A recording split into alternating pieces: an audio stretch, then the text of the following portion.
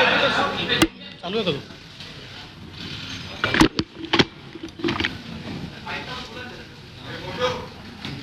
काय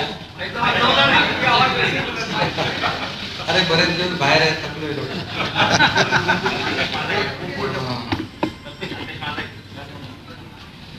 आजच्या पत्रकार परिषदेमध्ये उपस्थित राज्याचे विरोधी पक्षनेते देवेंद्र फडणवीस साहेब आणि सर्व इतर मान्यवर आणि पत्रकार बांधवांनी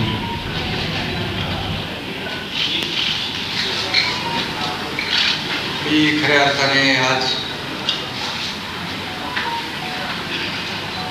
आम्ही जो निर्णय घेतला त्या बाबतीमध्ये आपल्या सगळ्यांना माहिती आहे. मी वारंवार आपल्याशी बोललेलो आहे की बाळासाहेबांचं हिंदुत्व, त्यांची भूमिका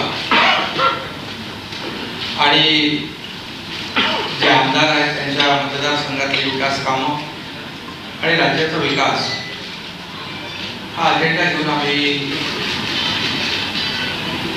पुढे निघालेलो आहोत.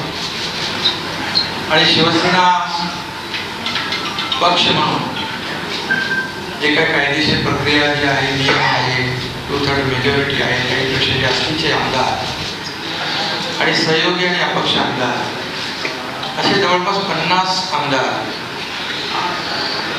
आज आम्ही एकत्र आहोत. गेले काही दिवस एकत्र आहोत. एक वैचारिक भूमिका, एक राज्याचा विकास आणि जे काही 2.5 वर्षापूर्वी घडलं ते आपल्या सगळ्यांना माहीत आहे. फडणवीस साहेबांनी त्या बाबतीमध्ये भाष्य केलेलं आहे. गेल्या काही काळामध्ये आम्ही मुख्यमंत्री महोदयांना, आमदारांनी देखील आपल्या मतदारसंघातल्या समस्या असतील, विकास प्रकल्प असतील, अडचणी असतील, या बाबतीमध्ये वारंवार माहिती दिली आणि करावयाची दुरुस्ती याची मागणी देखील केली. मी देखील अनेक वेळा त्यांच्याबरोबर चर्चा केली. जी काय आपली नैसर्गिक युती होती, आपण एकत्र निवडणुका लढवल्या आणि त्यानंतर आणि महाविकास आघाडी स्थापन झाली. परंतु त्या बाबतीमध्ये आमदारांमध्ये असलेली जी काही नाराजी होती, जी काय आपली नैसर्गिक युती होती, आपण एकत्र निवडणुका लढवल्या आणि त्यानंतर महाविकास आघाडी स्थापन झाली. परंतु त्या बाबतीमध्ये आमदारांमध्ये असलेली जी काही नाराजी होती आणि मतदारसंघामधले जे प्रश्न किंबहुना पुढच्या निवडणुकीमध्ये निवडणूक लढवणे किंवा जिंकणे यामध्ये देखील येणाऱ्या अडचणी, हे सगळं लक्षात घेऊन आणि कुणाला काहीतरी पाहिजे, कुणाला काही मंत्रीपद पाहिजे किंबहुना आणखी काही वैयक्तिक स्वार्थ असा कुठलाही मनामध्ये न ठेवता आतापर्यंतच्या महाराष्ट्रातल्या घटना आपण जर पाहिल्या तर अपोजिशनकडून आपण रुलिंगकडे जात असतो. परंतु हे जे काही घटना आहे ते रुलिंगकडून अपोजिशनकडे जाण्याचा एक प्रकारचा, तसं बघितलं तर तशी घटना आहे. कारण मी देखील मंत्री होतो, नगरविकास मंत्री, आणखी माझ्यासोबत देखील अन्य मंत्री या मंत्रिमंडळाने काम करत होते. परंतु राज्याच्या हिताच्या दृष्टीने, भविष्याच्या दृष्टीने जे काही घडत होतं, काही मंत्रिमंडळातले सहकारी त्यांच्यावर ज्या काही झालेल्या कारवाया असतील, आणखी अनेक इश्यू होते. महाविकास आघाडीमुळे ते निर्णय घेता येत नव्हते. आता काही आम्ही जेव्हा एक बाळासाहेबांची वैचारिक भूमिका घेऊन पुढे गेलो हिंदुत्वाची, त्यास काही निर्णय झालेले आहेत, त्याचं स्वागतच आम्ही केलेलं आहे. परंतु हे सगळे पूर्वीच आपण करायला पाहिजे होते, परंतु महाविकास आघाडीमुळे काही मर्यादा असू शकतील. पण हे सगळं होत असताना आपल्याला माहित आहे की 50 आमदार म्हणजे 40, 39 आणि बाकी 11, 50 आमदार जेव्हा वेगळी भूमिका घेतात, याचा अर्थ, त्याचं कारण, त्याचं आत्मपरीक्षण करण्याची आवश्यकता होती. कारण एखादा ग्रामपंचायत सदस्य किंवा नगरसेवक देखील आजच्या काळामध्ये अशा प्रकारचं पाऊल उचलताना आपल्याला दिसत नाही. मग एवढ्या मोठ्या प्रमाणावर हे 50 लोक एकत्र येतात. आणि मला तर काय, मी नगरविकास मंत्री होतो, मला ज्या काही अडचणी होत्या त्या बाजूला राहू द्या, परंतु हे जे आमदार आहेत त्यांच्या मतदारसंघातले जे प्रश्न, इश्यू, समस्या, ह्या सगळ्या त्यांनी मला सांगितल्यानंतर, आणि त्यांनी मला सांगितलं की आपल्याला आपण 3, 4, 5 वेळा प्रयत्न केला, परंतु दुर्दैवाने त्याच्यामध्ये यश मिळालं नाही. आणि म्हणून हा निर्णय घ्यावा लागला. आणि तो निर्णय आम्ही घेतला राज्याच्या हितासाठी, महाराष्ट्रातल्या जनतेच्या मनामध्ये असलेल्या अपेक्षा. आणि म्हणून आज त्या निर्णयाबरोबर देवेंद्र फडणवीस साहेबांनी जो निर्णय घेतला, आज भारतीय जनता पक्षाकडे जवळपास 106 आणि इतर अपक्ष जवळपास 120चा आकडा, संख्याबळ त्यांच्याकडे आहे. असं असताना देखील खरं म्हणजे मुख्यमंत्री पद तेही घेऊ शकले असते संख्याबळानुसार, परंतु त्यांनी मनाचा मोठेपणा दाखवून बाळासाहेबांच्या शिवसैनिकाला या ठिकाणी पाठिंबा दिला. त्याबद्दल मी त्यांना मनापासून, त्यांनी जे मोठं मन दाखवलं त्याबद्दल मी आदरणीय पंतप्रधान महोदय मोदी साहेब असतील, त्याचबरोबर गृहमंत्री अमितजी शहा साहेब आहेत, देवेंद्रजी आहेत आणि त्यांचे सर्व सहकारी इकडे बसलेले आहेत, त्यांचं मनापासून मी खऱ्या अर्थाने आभार मानतो, त्यांना मनापासून धन्यवाद देतो. हे एक ऐतिहासिक घटना आहे. हे कुणाला तरी काहीतरी पद पाहिजे, मंत्रीपद पाहिजे, मुख्यमंत्री पद पाहिजे असं काहीच नाही. मी देखील कुठलीच अपेक्षा केली नव्हती, परंतु जे काय घडलेलं आहे हे वास्तव आपल्या समोर आहे. जी काय अपेक्षा या राज्यातल्या जनतेची आहे, ती अपेक्षा पूर्ण करण्यासाठी दिवस रात्र आम्ही सगळेजण मिळून एक करू आणि राज्याला विकासाकडे नेण्याचं काम नक्की केलं जाईल. देवेंद्रजी आमच्या पाठीशी आहेत, पण ते म्हणजे एवढा मोठ्या मनाचा माणूस आपण पाहू शकत नाही, मिळणार नाही. ते मंत्रिमंडळात नसले तरी सुद्धा त्यांनी सांगितलंय की या राज्याच्या विकासासाठी ते आमच्या सगळ्यांच्या सोबत आहेत. हा त्यांचा मनाचा मोठेपणा आहे. आणि आजकालच्या राजकारणामध्ये काय मिळेल हे आपण प्रत्येकजण पाहत असतो, परंतु मिळत असताना, घेऊ शकत असताना ते दुसऱ्याला देण्याची जी काही या ठिकाणी उदारता दाखवली आहे, अशी उदाहरणं फार आजकालच्या ह्याच्यामध्ये दुर्मिळ आहेत. एवढंच मी या प्रसंगी सांगतो. बाकी मी पुन्हा एकदा मनापासून सगळ्यांना धन्यवाद देतो. माझ्याबरोबर जे 39 शिवसेनेचे आणि 11 असे 50 जे आमदार आहेत, ते देखील त्याच्यामध्ये काही मंत्री आहेत आणि आपापल्या मतदार क्षेत्रामध्ये ते देखील ताकदवान आमदार आहेत. असं असताना एकीकडे सत्ता अपक्ष, एकीकडे खूप मोठे मोठे नेते आणि दुसरीकडे एकनाथ शिंदे सारखा एक छोटा कार्यकर्ता, याच्यावर विश्वास ठेवणं आजकालच्या काळामध्ये फार कठीण आहे.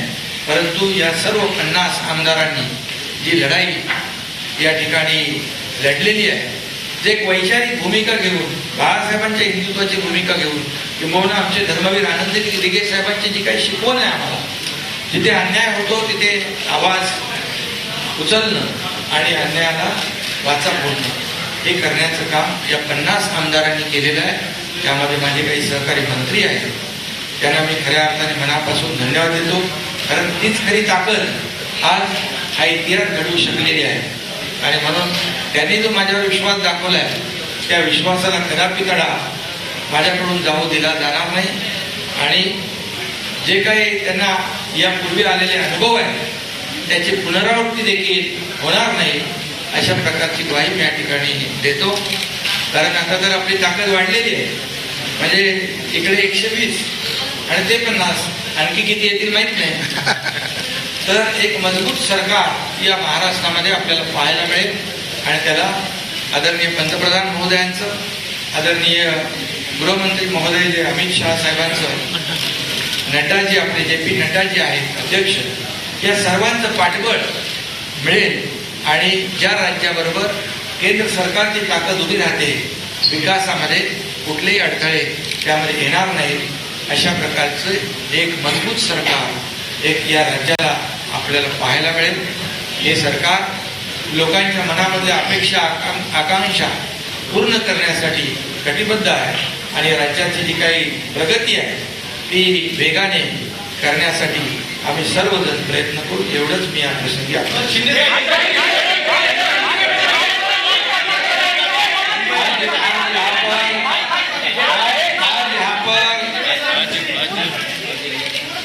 आज यहाँ पर मैं सभी लोगों का तहे दिल से स्वागत करता हूँ. देवेंद्र जी फडणवीस साहब यहाँ हैं, उनके सभी सहयोगी हैं, उनको भी मैं धन्यवाद देता हूँ. और आप सभी लोगों का मैं स्वागत करता हूँ.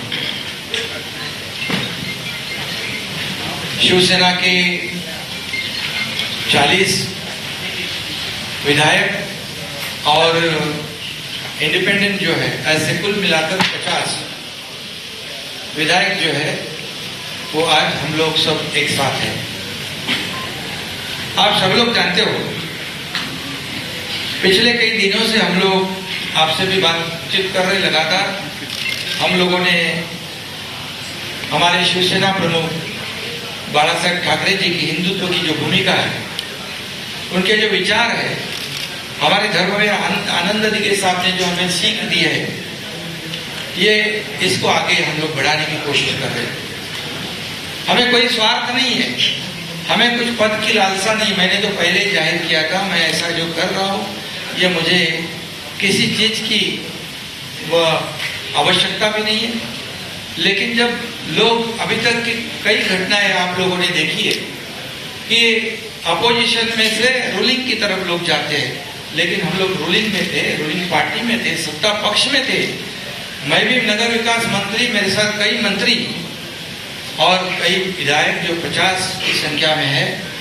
ये सब 50 लोगों ने एक वैचारिक भूमिका लेकर इस राज्य के हित की बात, इस राज्य के विकास की बात और जो उनके चुनाव क्षेत्र में दिन प्रतिदिन जो समस्याएं खड़ी हो रही है, कल चुनाव में जीतने का जितना मुश्किल हो जाएगा ये ध्यान में रखते हुए जो महाविकास आघाड़ी सरकार में जो अन्य पक्ष है, मैं किसी के ऊपर आज टिप्पणी नहीं करूंगा, लेकिन अन्य पक्षों के माध्यम से उनके चुनाव क्षेत्र में जो कठिनाई पैदा हो रही है, उनको जो प्रॉब्लम खड़ी हो रहे और भविष्य में उनका जो मतदाता है जिन्होंने उनको चुन के दिया है उनके लिए वो कुछ कर नहीं पाए तो चुनाव कैसे लड़े, उनको कैसे फेस करे, ऐसी दुविधा में वो सब पड़े थे.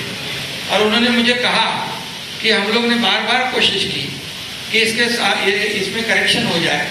जो हम लोग पहले अलायंस में चुनाव लड़े थे, शिवसेना और भारतीय जनता पार्टी, ये नेचुरल अलायंस है, तो नेचुरल अलायंस के खिलाफ होकर हम लोग ये महाविकास आघाड़ी में थे. अब कुछ करेक्शन हो जाए तो ठीक हो जाएगा और दोनों विचारधारा वाली पार्टी जो है इस राज्य का विकास करेगी. लेकिन हम लोगों ने कोशिश की, मैंने भी कोशिश की, लेकिन हमें सफलता नहीं मिली दुर्भाग्य से. और इसलिए ये जो कदम उठाया है ये किसी को मंत्री या किसी, क्योंकि मंत्री हम लोग थे, किसी को कुछ पाने के लिए ऐसा नहीं हुआ. ये निर्णय जो हुआ है एक आइडियोलॉजी की बात है, ये बाला साहब ठाकरे जी की हिंदुत्व की बात है और इस राज्य के विकास की बात है. इसे हम एजेंडा ये आगे लेके जा रहे थे। और आज मैं धन्यवाद दूंगा, देवेंद्र जी ने अभी यहाँ पर कहा कि हम लोग बाला साहब ठाकरे जी के शिव सैनिक को समर्थन दे रहे हैं। ये उनके दिल का बहुत बड़प्पन है। ऐसा कभी कोई करता नहीं जिसके पास 120 विधायक है, जिसके पास 120 विधायक होने के बावजूद ऐसा कोई ग्राम पंचायत और नगर सेवक का पद भी नहीं छोड़ता है। ये तो मुख्यमंत्री पद है। और ये आज उन्होंने शिवसेना प्रमुख बाला साहब ठाकरे जी के सैनिक को एक सपोर्ट किया है। इसलिए मैं आदरणीय पंतप्रधान नरेंद्र जी मोदी साहब को धन्यवाद देता हूँ, उनका आभार मानता हूँ। वैसे ही मैं गृह मंत्री अमित जी शाह साहब को भी धन्यवाद देता हूँ, उनका आभार व्यक्त करता हूँ। जेपी नड्डा जी अध्यक्ष हैं, उनका भी धन्यवाद। और खास करके मैं देवेंद्र जी को धन्यवाद देना चाहता हूँ, क्योंकि वो खुद भी इस पद को प्राप्त कर सकते थे, लेकिन उन्होंने कहा है मैं भले मंत्रिमंडल में नहीं, लेकिन मैं इस राज्य के विकास के लिए सरकार के साथ हूँ। ऐसा जो इस राज्य में नहीं बल्कि देश में ऐसी एक मिसाल होगी। और आज के जमाने में ऐसा करना मुझे नहीं लगता ऐसा कोई कर सकता है। और इसलिए मैं उनको धन्यवाद देता हूँ, उनके सभी सहयोगी जो है उनको भी धन्यवाद देता हूँ। इतना ही मैं कहूँगा, जो विश्वास भारतीय जनता पार्टी ने हमारे जो 50 विधायक है उनके ऊपर जताया है, आदरणीय पंतप्रधान महोदय जी ने, आदरणीय केंद्रीय गृह मंत्री महोदय जी ने, भारतीय जनता पक्ष के अध्यक्ष, उन्होंने जो विश्वास जताया है उसको निश्चित रूप से हम लोग सार्थ करने की कोशिश करेंगे। और जो 40 और 10-50 विधायक जो है उनके बलबूते पर ये हम लोग यहाँ तक लड़ाई लड़ी है, एक वैचारिक लड़ाई है। और उनको भी मैं धन्यवाद दूंगा कि एक तरफ पूरी सत्ता है, एक तरफ पूरी सरकार है, एक तरफ बड़े बड़े नेता है। मैं तो उनके सामने एक छोटा कार्यकर्ता के रूप में मैं अपने आप को समझता हूँ। लेकिन 50 लोगों ने मुझ पर जो विश्वास और जो भरोसा जताया है उसे कभी भी मैं बिल्कुल तोड़ूंगा नहीं, उस पर खरोच भी नहीं मैं आने दूंगा। और उनको पहले जो अनुभव आया है पिछले 2.5 साल में, उसकी पुनरावृत्ति नहीं होगी, इसकी भी मैं पूरी तरह खबरदारी लूंगा। इतना ही मैं कहूँगा। और राज्य को आगे बढ़ाने के लिए जो भी करना है विकास के लिए हम सब, आप लेकिन हमारे साथ रहिए।